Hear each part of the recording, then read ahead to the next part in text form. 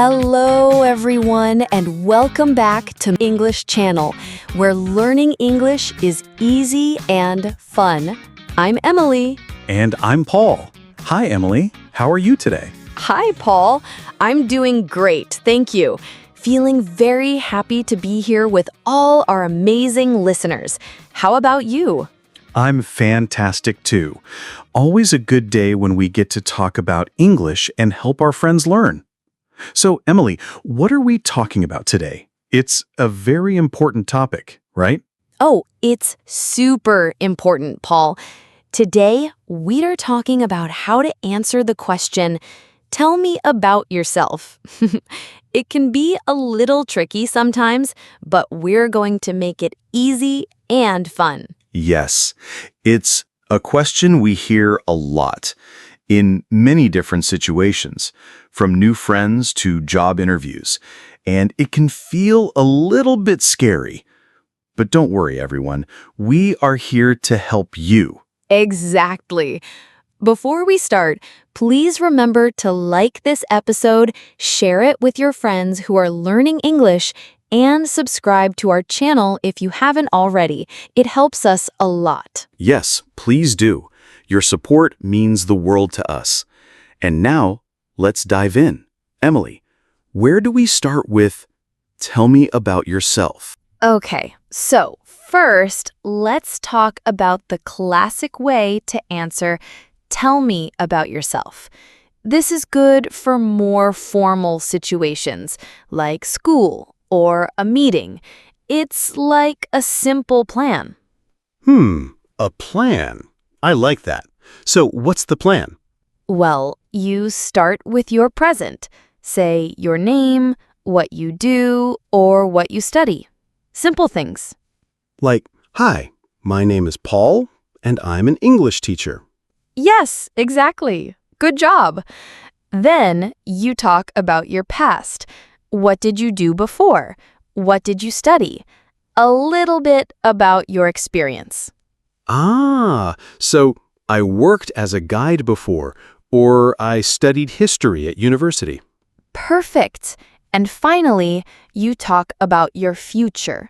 What do you want to do? What are your goals? This shows you have plans. Like, I want to help more people learn English, or I want to travel the world. Yes, Paul, you got it. So it's present, past, future. It's a nice, clear way to tell your story. That's a great structure. It makes it sound very professional, even for beginners. Now, Paul, what about a super simple and safe version for our beginner friends? Sometimes less is more, right? Oh, absolutely, Emily. For beginners, we want to keep it short and sweet. The goal is to feel comfortable saying something, not to say everything. Yes, so maybe just your name, where you are from, and one hobby or something you like to do. That's perfect. So, my name is Paul. I am from London. I like to read books. That's very easy to remember. Yes, and you can smile. Smiles. It shows you are friendly. You can say, "Hello, my name is Emily. I am from a small town. I like to walk in the park." See? Short and clear. I think that's great for anyone feeling a little shy. Just a few sentences and you've introduced yourself clearly. No pressure to say too much. Okay, Paul. Let's talk about a more specific situation. Job interviews. This one can be tricky, but it's super important to make a good impression fast. Oh, yes. Job interviews. This is where "tell me about yourself" is almost always the first question. It's not really about your whole life story here. No, not at all. It's about how you are a good fit for the job. So, you need to talk about your skills and your experience that are good for that job. So you should think about the job first. What do they need? Exactly. Think about the job description. Pick 1 or 2 things you are good at that match the job. For example, if the job needs someone good with computers, you say, I am very good with computers. And maybe a little about what you did before, if it's related to the job. Yes, like I worked as a secretary for 2 years, and I learned a lot about organizing. Keep it short, focused on the job, and positive. So it's like a mini advertisement for yourself for that specific job. I like it. Now, what about when you meet new people, Paul, in casual conversations? This is different from a job interview, right? Very different, Emily. Here you want to be friendly and open, but not too serious. You want to make a connection. Yes. So, you can talk about your hobbies, your interests, or what you like to do for fun. Like, hi, I'm Paul. I love playing guitar on weekends. Or, my name is Paul. I enjoy cooking new recipes. Perfect. And you can ask them a question too, like, what about you? What do you like to do? This makes the conversation flow. Oh, that's a good tip. It makes it a two-way conversation, not just you talking. So you share a little, then ask a little. Yes, exactly. It's like, my name is Emily. I like to paint. Do you have any hobbies? Emily, some people are very shy to talk about themselves, especially in a new language. What can we do to help them feel more confident? Oh, Paul, that's a great point. It's totally normal to feel shy. First, practice, practice, practice. Say it out loud, in front of a mirror or to a friend. Yes, practice helps so much, even if it's just whispering to yourself. And start small. Don't try to say too much at first. Just a few simple sentences, like our simple and safe version. So don't aim for perfection right away. Just aim to speak. Exactly. And don't worry about mistakes. Everyone makes mistakes. It's part of learning. Just keep speaking. And remember, people are usually happy to listen. They understand it's hard to speak a new language. That's very true. Most people are very kind and patient. So small steps, and don't be afraid of mistakes. Let's go back to our structure, Paul. The present, past, and future model. This is very good for giving a more complete picture of yourself. Yes, it gives a good overview. So let's give a full example of that. Okay, so for the present, my name is Emily. I am an English teacher, and I love helping people learn. Good. Now, the past. I studied literature at university, and after that, I worked in a library for a few years. And the future?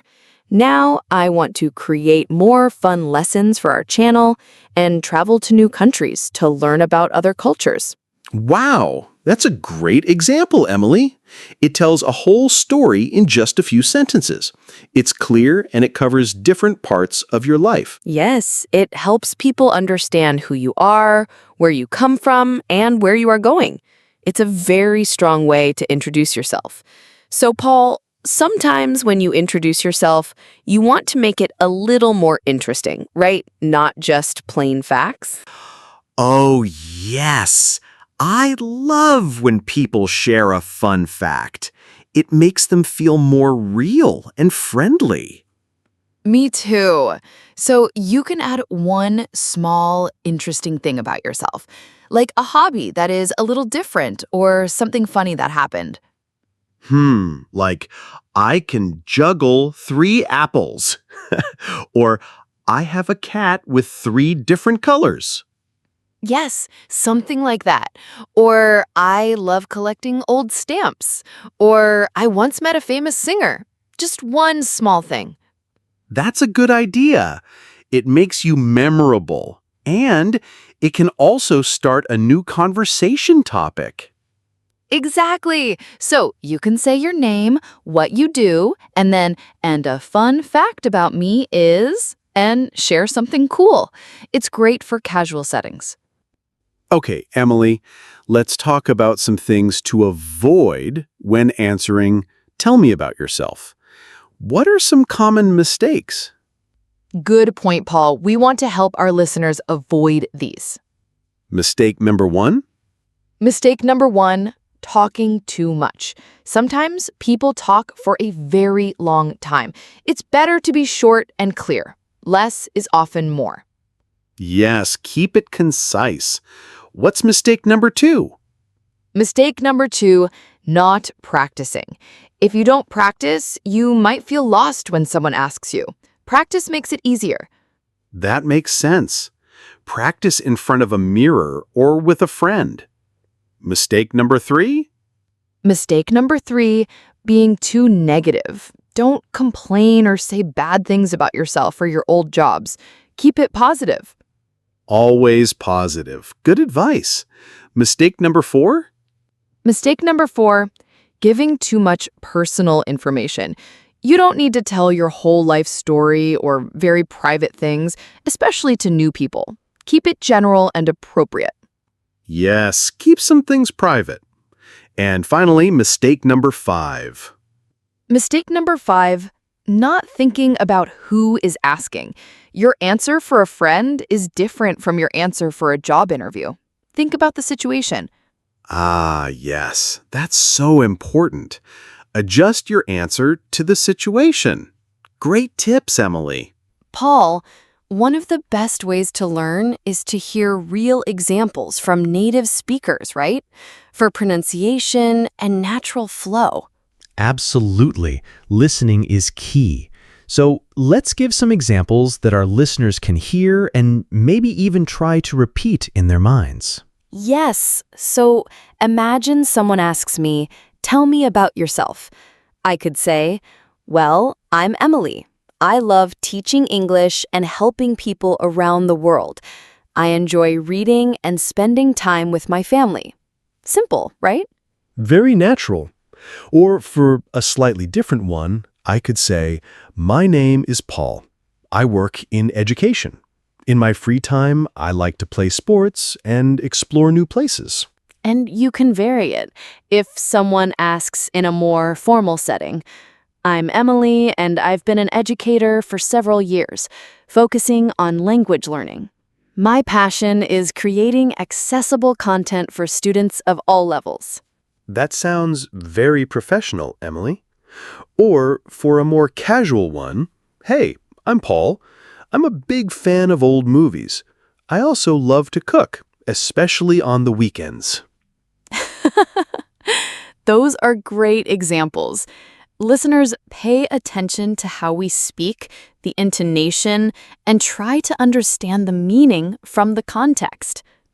Emily, it would be really nice for our listeners to hear your personal English story.